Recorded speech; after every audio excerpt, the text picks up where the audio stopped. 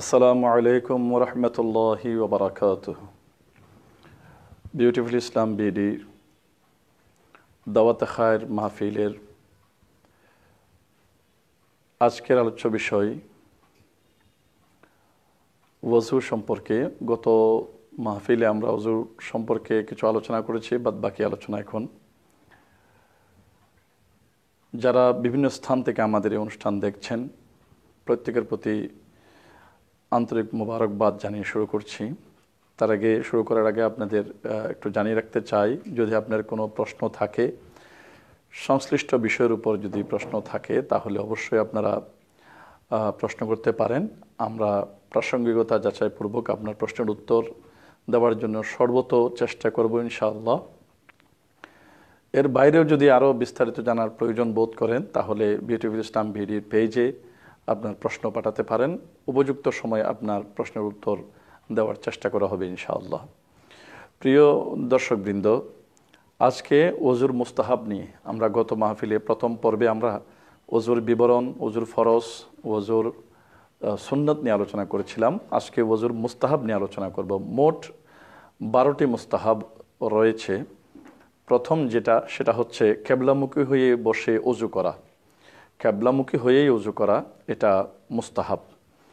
এরপর দ্বিতীয় নম্বর হচ্ছে ডান দিক থেকে ওযু আরম্ভ করা, অর্থাৎ ডান হাত আগে ধোবেন, সেভাবে ডান হাত দিয়ে ধোয়ার মাধ্যমেই আপনার ওযু শুরু করা, এটাও মুস্তাহাব। ডান দিক থেকে ডান হাতে পানি নিয়ে বাম হাতে নাক সাফ করা। বাম হাতে নাক কীভাবে সাফ করবেন সেটা আমরা ওযুর নিয়মের মধ্যে আপনাকে জানাবো। 4 নম্বর ঘাড় মাসে করা। ঘাড় মাসে করা এটা মুস্তাহাব। 5 নম্বর প্রত্যেক অঙ্গ ভালোভাবে মালিশ করা, অর্থাৎ ভালো করে মালিশ করার উদ্দেশ্য হচ্ছে যেন পশম পরিমাণ জায়গাও শুকনো না থাকে। কারণ যদি পশম পরিমাণ জায়গা শুকনো থাকে তাহলে ওযু হবে না, ওযু ইনকমপ্লিট থেকে যাবে। সেজন্য ভালোভাবে মালিশ করা এটা মুস্তাহাবের অন্তর্ভুক্ত। 6 নম্বর বাম হাত দ্বারা উভয় পা ধৌত করা। 7 নম্বর উভয় পা ধৌত করা বলতে উভয় পায়ের টাকনু সহ গিরা সহ ধৌত করা। 7 নম্বর অন্য লোকের সাহায্য ছাড়া ওযু করা। অনেকে অন্যের সাহায্য নিয়ে ওযু করে, যেমন টিউবওয়েলে যদি কেউ ওযু করে তখন একজন চেপে দেয়, পানি চেপে দেয়, অন্যজন ওযু করে।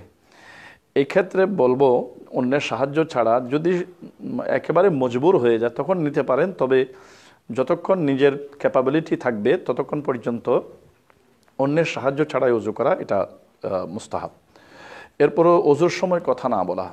আমরা প্রায়শ দেখতে পাই বিভিন্ন স্থানে, মসজিদে, বিভিন্ন লোকালয়ে যখন নামাজের জন্য, জামাতে নামাজের জন্য বা বিভিন্ন কর্মক্ষেত্রে যদি দেখা যায় ওযু করতে হচ্ছে, ওযু করে একাধিক ব্যক্তি একসাথে যখন ওযু করে দেখা যায় কথা বলে বলে ওযু করতেছে, তাহলে এভাবে যদি কথা বলে বলে ওযু করা হয় তাহলে সেটা মুস্তাহাবের বিপরীত হবে, মাকরুহ হবে। এটা মাকরুহ হবে, এই জিনিসটা খেয়াল রাখতে হবে। ওযু করার সময় আপনাকে নিয়ত করতে হবে যে এটা আমার জীবনের শেষ ওযু।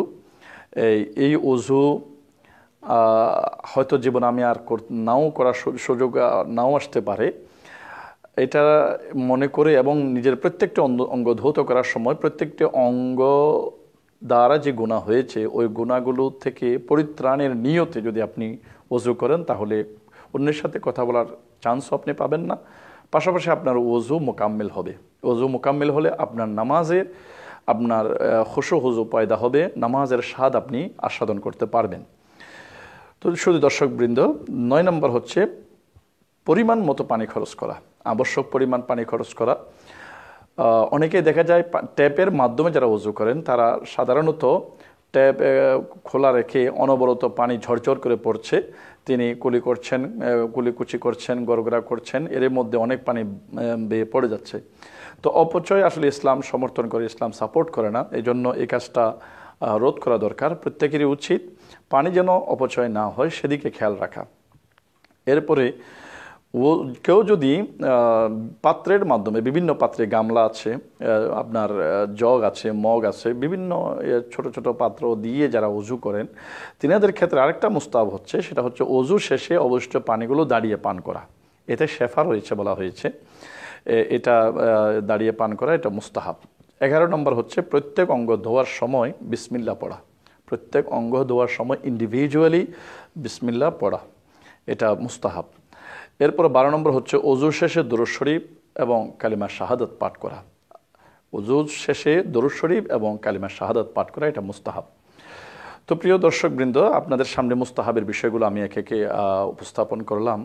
তো এখানে বর্তমান এই পুরফেতন দৌড়ে অর্থাৎ ফিতনার এই যুগে এমনও কিছু বক্তব্য আপনার সামনে আসবে, অনেকে আপনার বন্ধুবান্ধব আপনার স্বজনরা আপনাকে এই কথাগুলো বলবে যে ঘাড় মাসাই করার হাদিস সহি হাদিস কোথাও নাই, আপনার এই ক্যাবলামুখী হয়ে বসা বা ডান দিক থেকে অজু করা, পানি পান করে নেওয়া, অজু শেষে দুরূদ শরীফ পড়া, শাহাদাত পড়া, কোনো সহি হাদিসে নাই, এগুলো আমরা মানব না।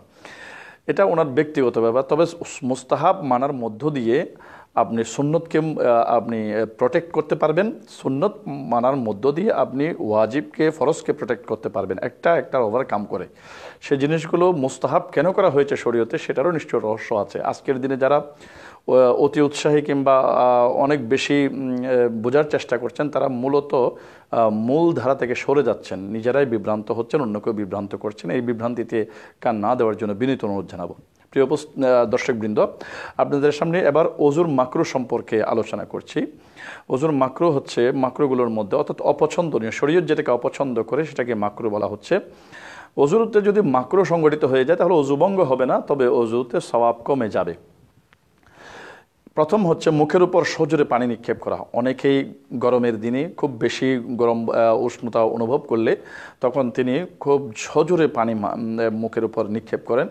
এটা নিষেধ, এটা উচিত নয়, এটা মাকরু, শরীয়ত এটাকে পছন্দ করে না। 2 নম্বর, বাম হাতে কুলি করা এবং নাকে পানি দেওয়া, অর্থাৎ ডান হাতটাই ইউজ করা, এটা শরীয়তে সুন্নত সাব্যস্ত করা হয়েছে। এটার বিপরীতে কেউ যদি বাম হাতে করে তাহলে সুন্নতের বিপরীত যেটা হয় সেটা মাকরু। 3 নম্বর, 3 বারের বেশি অজুর অঙ্গ ধৌত করা। 3 বারের বেশি ধৌত করা উচিত নয়, 3 বারই যথেষ্ট। এরপরে যদি অজুর 3 বারের বেশি ধৌত করার জন্য পানি ব্যবহার করে সেটা অপচয়ে নামান্তর হবে, সেটা অপরাধ হিসেবে গণ্য হবে, মাকরু।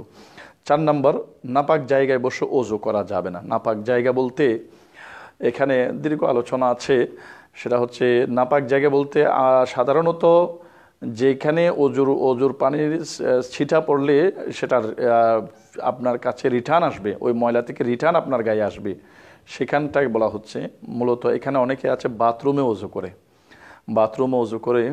এখন আমাদের শহর কেন্দ্রিক আমাদের যাদের জীবনযাপন তাদের পুকুরের তেমন অ্যাভেলেবেল নাই, আমাদের পুকুর পর্যাপ্ত পরিমাণে নাই, আবার ট্যাপের পানিতে অজু করব, বাইরে অজুর ব্যবস্থা সব জায়গায় নেই। তো সেহেতু যারা বাসাবাড়িতে থাকি আমরা, আমাদের বাথরুমে অজু করতে হয়। তো বাথরুমে অজু করা যাবে। এখানে টাইলসে আপনার পানি যেটা পড়তেছে সেটা কমোডের থেকে আরেকটা আলাদা হয়ে, অর্থাৎ কমোডটা সাধারণত পরিষ্কারই রাখা হয়, এরপরেও কমোড থেকে আলাদা করে একটা ট্যাপ থাকে, সেখানে সাধারণত আমরা অজু করি। তো অজুর পানি যে সেটা নিচ থেকে উপরে নিজের গিয়ে আবার রিটার্ন আসে কিনা সেটা একটু সাবধানে থাকতে হবে, সেটা একটু খেয়াল রাখতে হবে। তো এই পর্যায়ে বাথরুমে অজু করা যাবে, তবে দোয়াগুলো আমাদেরকে খেয়াল রাখতে হবে। দোয়াগুলো আরবিতে উচ্চস্বরের বা সশব্দে না পড়ে আমরা নীরবে মনে মনে পড়ব, যেহেতু এটা বাথরুম, এটা শতভাগ নয়, সেজন্য আমরা মনে মনে দোয়াগুলো পড়ব। তারপরে আছে আপনার 5 নম্বর, তরতিবের প্রতি খেয়াল রাখা। যেটা প্রথমে করতে হবে সেটা প্রথমে করব, যেটা দ্বিতীয় স্থানে রাখতে হবে সেটা দ্বিতীয় স্থানে, অর্থাৎ যেটা একটা সিরিয়াল মেনটেন করা সেটা অবশ্যই সুন্নত, তবে এটার বিপরীত হলে এটা মাকরু হবে। সুন্নত আপনি প্রথমে কুলি করবেন, এরপরে নাকে পানি দিবেন। তো আগে নাকে পানি দিলেন, এরপরে কুলি করলেন, এটা সিরিয়াল মেনটেন হলো না, তরতিব পালন করা হলো না, সেজন্য মাকরু হয়ে যাবে সেটা। এরপরে দুনিয়াবি কথা বলা, একটু আগে বলেছিলাম অজুতে কথা না বলা মুস্তাহাব, দুনিয়াবি কথা বললে অজু মাকরু হয়ে যায়, দুনিয়াবি কথা বলা যাবে না। এরপরে পানি অপচয় করা, এটাও অজুর মাকরুর মধ্যে অন্যতম। তো আমরা এই বিষয়গুলো খেয়াল রাখবো, অজু করব, অজুতে যেন মাকরু না হয়, এই জিনিসগুলো খেয়াল রাখবো। সুপ্রিয় দর্শক মণ্ডলী, আপনারা এতক্ষণ শুনলেন অজুর মাকরু সমূহ। এবার শুনবো, আমরা আলোচনা করব অজু ভঙ্গের কারণসমূহ। প্রথম কারণ হচ্ছে পায়খানা প্রস্রাবের রাস্তা দিয়ে মলমূত্র, পায়খানা কিংবা প্রস্রাব বা অন্য কিছু বের হলে অন্য কিছু বের হলে অর্থাৎ বায়ু নির্গমন হলে সেটাতেও অজু ভঙ্গ হয়ে যায়। অজু ভঙ্গের কারণ পায়খানা প্রস্রাবের রাস্তা দিয়ে কোনো কিছু পায়খানা প্রস্রাব কিংবা অন্য কোনো কিছু বের হলে, তাহলে যদি রক্তও বের হয়, অন্য যে কোনো কিছু বের হয়, তাহলে অজু ভঙ্গ হয়ে যাবে। 2, মুখ ভরে বমি হলে, মুখ ভর্তি করে এমনি সামান্য পানি আসলো, একটু মানে তিতা পানি আসলো, তাতে অজু ভঙ্গ হবে না। মুখ ভর্তি করে গল গল করে যে বমি করা হয়, সেটা যদি হয় তাহলে অবশ্যই অজু ভঙ্গ হয়ে যাবে। 3 নম্বর হচ্ছে ক্ষতস্থান থেকে রক্ত বা পুঁজ বের হয়ে যদি গড়িয়ে পড়ে। আমি আবার বলছি, ক্ষতস্থান থেকে রক্ত কিংবা পুঁজ যদি গড়িয়ে পড়ে তখন অজু ভেঙে যাবে। যদি গড়িয়ে না পড়ে ওই ক্ষতস্থানের চতুর্পাশে জমাট বেঁধে থাকে, তাহলে অজু ভাঙবে না। গড়িয়ে পড়াটাই এখানে শর্ত। গড়িয়ে পড়লে অজু ভেঙে যাবে। আর ওখানে তথায় ক্ষতস্থানে যদি এটা গোলাকার হয়ে বা ওখানে একটু করে বের হয়ে যদি ওখানেই স্থির থাকে, তাহলে অজু ভাঙবে না, যতক্ষণ না গড়িয়ে পড়ে। 4 নম্বর ভঙ্গের কারণ, দাঁত বা মুখ থেকে রক্ত বের হয়ে থুতু পরিমাণ বা এর বেশি হলে। দাঁত কিংবা মুখ থেকে রক্ত বের হলো, মুখে সাধারণত যে থুতুগুলো থাকে সাধারণ সময়ে, সে থুতু পরিমাণ বা এর চেয়ে বেশি হলে তখন অজু ভেঙে যাবে, আর নইলে অজু ভাঙবে না। 5 নম্বর, চিত বা কাত হয়ে অথবা হেলান দিয়ে যদি কেউ ঘুমিয়ে পড়ে। আমি আবারও বলছি, চিত হয়ে শুয়ে অথবা কাত হয়ে শুয়ে অথবা কিছুর সাথে হেলান দিয়ে যদি তিনি ঘুমান, তাহলে অজু ভেঙে যাবে।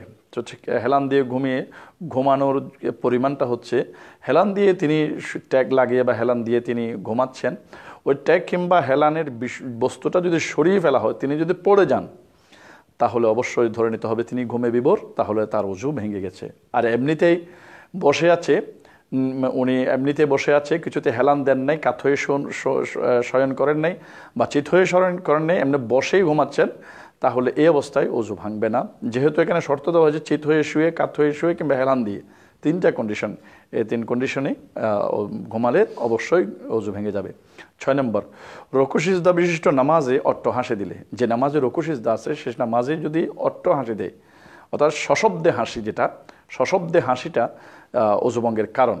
তো এখানে একটা জিনিস খেয়াল করবেন, রুকু সিজদা বিশিষ্ট নামাজে, দ্যাট মিনস এখানে জানাজার নামাজে যদি কেউ অট্ট হাসি দেয়, অজু ভাঙবে না। যেহেতু জানাজার নামাজ রুকুও নাই, সিজদাও নেই, রুকু সিজদা বিশিষ্ট নামাজে সশব্দে হাসলে তখনই কেবল অজু ভেঙে যায়। জানাজার নামাজে কেউ যদি সশব্দে হাসে, তাহলে অজু ভাঙবে না। 7 নম্বর, মাতাল বা জ্ঞান হারা হলে। কেউ যদি মাতাল হয়ে যায় বা জ্ঞান হারা হয়ে বেহুশ হয়ে যায়, তখন তার অজু ভেঙে যাবে। এরপর স্ত্রী এবং পুরুষের গুপ্ত অঙ্গ একত্রিত হলে তখন অজু ভেঙে যায়। এ হচ্ছে অজু ভঙ্গের কারণ। 8টি অজু ভঙ্গের কারণ আমি আপনাদের সামনে আরজ করেছি। এরপরে অজুর নিয়ম সম্পর্কে আমরা বলবো। প্রথমেই প্রিয় দর্শক খেয়াল করুন যে অজু করতে হলে প্রথমে অজুর দোয়া পাঠ করে নেবেন। আমরা আপনাদেরকে বলেছি অজুর দোয়া, অজুর নিয়ত আছে, অজুর দোয়া আছে, এগুলো পাঠ করে নেবেন। এরপরে কবজি পর্যন্ত 3 বার হাত ধোবেন। এরপর আঙ্গুলগুলো খেয়াল করবেন। ডান হাতে পানি নিয়ে গড়গড়া সহ 3 বার কুলি করবেন। গড়গড়ার সময় খেয়াল রাখবেন, যদি রোজাদার হয়ে থাকেন তাহলে গড়গড়া করবেন না। যদি রোজা সামনে রমজান মাস আসছেন, এটা জেনে রাখা প্রত্যেকের জন্য দরকার। গড়গড়া করতে গেলে যদি আপনার কণ্ঠনালী দিয়ে পানি পেটে পৌঁছে যায়, তখন আপনার রোজা ভঙ্গ হয়ে যাবে। এই জন্য রোজা অবস্থায় গড়গড়াটা আপনি অ্যাভয়েড করবেন, কুলি করবেন। শুধু কুলি করার ক্ষেত্রে সাবধানতার সাথে কুলি করতে হবে। এরপরে কুলি করার আগে মেসওয়াক করতে হয়। মেসওয়াক করা নবীজির খুব প্রিয় একটি সুন্নত। নবীজি বলেছেন, যদি আমার উম্মতের উপর আমি ভারী হয়ে যাবে এটা উপলব্ধি না করতাম, তাহলে অবশ্যই ফরজ করে দিতাম তাই মেসওয়াক করা। মেসওয়াক খুবই একটি পছন্দনীয় একটি আমল নবীজির, এটা করার চেষ্টা করবেন মেসওয়াক। এরপর ডান হাতে পানি নিয়ে বাম হাতের কনিষ্ঠ আঙ্গুল দ্বারা উত্তম রূপে নাক সাফ করবেন। বাম হাতের বৃদ্ধ আঙ্গুল এবং কনিষ্ঠ আঙ্গুলে দিয়ে এভাবে নাক সাফ করবেন। ডান হাতে পানি দিয়ে বাম হাতের একেবারে নরম হাড্ডি পর্যন্ত পানি পৌঁছে এরকম করবেন।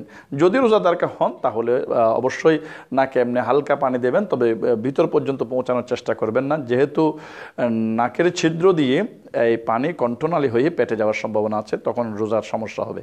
এই জন্য রোজা অবস্থায় গড়গড়া এবং নাকে পানি দেওয়ার এই দুটো বিষয় একটু লক্ষণীয়, এটা খেয়াল রাখবেন। নাকে পানি দেওয়া মানে ভিতরে পানি পৌঁছানো থেকে আপনি বেঁচে থাকবেন। এরপরে গড়গড়া থেকে আপনি বেঁচে থাকবেন।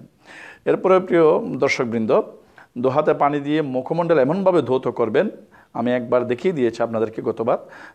উপরে কপালে চুল গজানোর স্থান থেকে থুতনির নিচ পর্যন্ত, উভয় কানের লতি, এই লতি এক কানের লতি থেকে অপর কানের লতি পর্যন্ত টোটাল বাউন্ডারিটা ভালো করে ধুয়ে নেবেন। এরপরে আপনার দাড়ি থাকলে সেটা খেলাল করে নিতে হবে। দাড়ি থাকলে খেলাল করে নিতে হবে। দাড়ি খেলাল করে নিয়মটা হচ্ছে এভাবে পিছন থেকে এভাবে করে দাড়ি খেলাল করা। দাড়ি খেলাল করা আমি দেখাই দিলাম আপনাকে। দাড়ি খেলাল করা, দাড়ি খেলাল করার নিয়ম। দাড়ি খেলাল করবেন যদি ঘন হয়।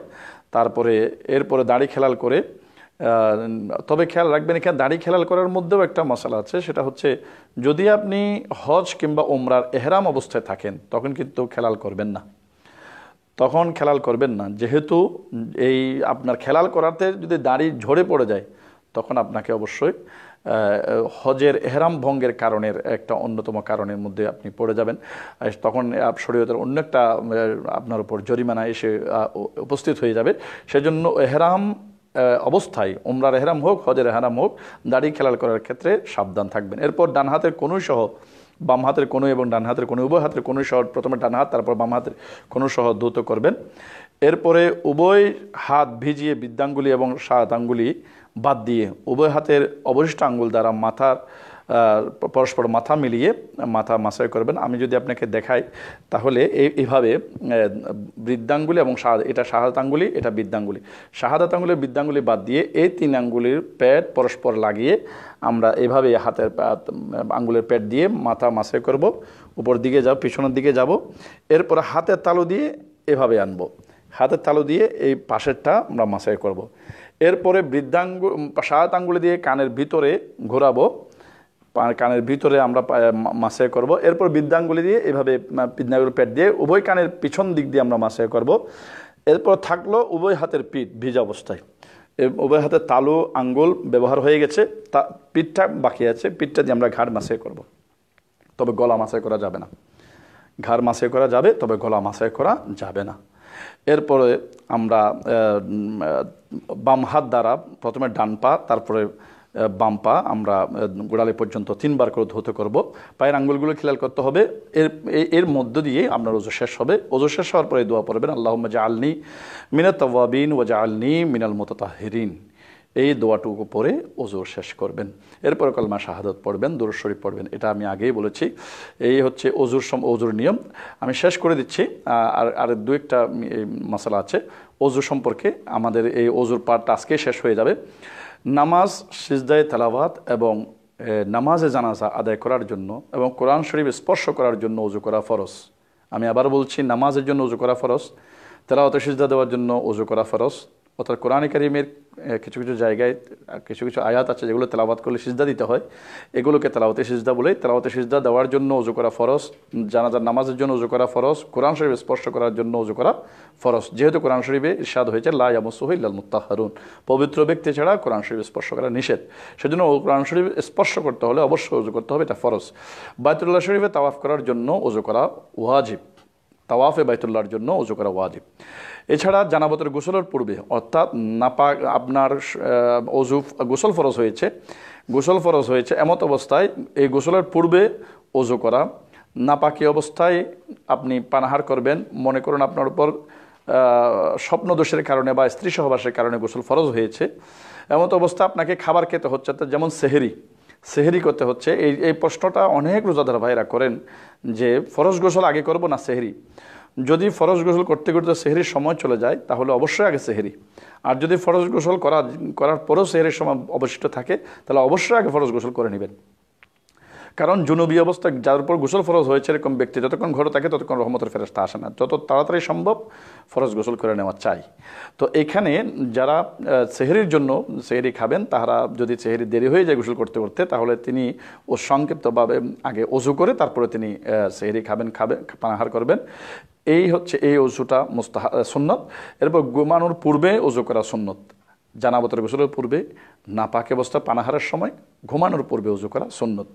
এছাড়া আজান, একামত, নবী করিম সাল্লাল্লাহু আলাইহি ওয়াসাল্লামের রোজা মুবারক জিয়ারত, আরাফাতের ময়দানে অবস্থান, সাফা মারওয়া সাই করার জন্য ওযু করা সুন্নত। ঘুমানোর পূর্বে এবং ঘুম থেকে উঠে ওযু করা মুস্তাহাব। এরপরে একটা জরুরি বিষয় এসছে এখানে, মৃত ব্যক্তিকে গোসল দেওয়ার পরে কিংবা জানাজা কাঁধে নেওয়ার পরে, দাফন কাফনের পরে ওযু করা মুস্তাহাব। অনেকে বলে যে গোসল করতে হবে, গোসল করা ফরজ। যিনি গোসল করিয়েছেন মুর্দাকে, তাকে মুর্দা গোসল দেওয়ার পরে তাকে গোসল করতে হবে, এটা ফরজ। এটা এই ধরনের নয়।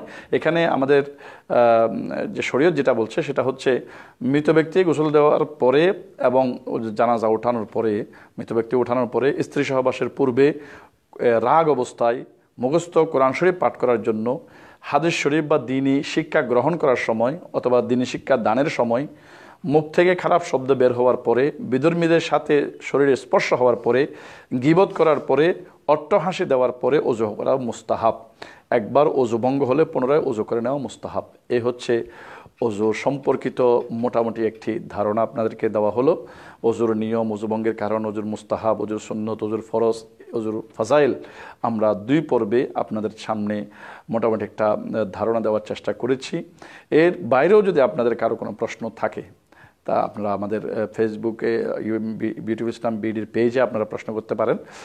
আরও একটা বলে শেষ করছি, সেটা হচ্ছে আমরা মাথা মাসাই করার সময় যেটা চুল 4 ভাগের 1 ভাগ মাসাই করা ফরজ, পুরো মাথা মাসাই করা যেটা ওয়াজিব মুস্তাহাব বলা হচ্ছে, সেখানে যদি কারো টাক মাথা থাকে বা কারো মাথার অর্ধেক চুল থাকে, তিনি কনফিউজড হয়ে যাবেন যে আমার মাথা তো চুলই নেই, আমি 4 ভাগের 1 ভাগ মাথা মাসাই করবো যে আমার তো চুলই নেই। তো সে ব্যক্তির জন্য হচ্ছে যে যদি আপনার পুরো মাথা চুল থাকতো, 4 ভাগের 1 ভাগ কী পরিমাণ হতো সেই পরিমাণ মাসাই করা, এই খালি মাথার উপর মাসাই করে নেওয়া দ্বারা আপনার ফরজ আদায় হয়ে যাবে, মুস্তাহাবও আদায় হয়ে যাবে। পুরো মাথা আপনি মাসাই করে নেবেন, তাহলে আপনার মাথায় চুল থাকুক বা না থাকুক আপনার ফরজ এবং মুস্তাহাব দুটোই আদায় হয়ে যাবে। আল্লাহ আমাদেরকে পূর্ণাঙ্গ রূপে ওযু করে আল্লাহ সুবহানাহু ওয়া তাআলার এবং প্যারা নবী সাল্লাল্লাহু আলাইহি ওয়াসাল্লামের নৈকট্য হাসিল করার, রেজামন্দি হাসিল করার আল্লাহ আমাদেরকে তৌফিক দান করুন। আমিন। ওয়া আখিরু দাওয়ানা আলহামদুলিল্লাহি রাব্বিল আলামিন। আসসালামু আলাইকুম ওয়া রাহমাতুল্লাহি ওয়া বারাকাতুহু।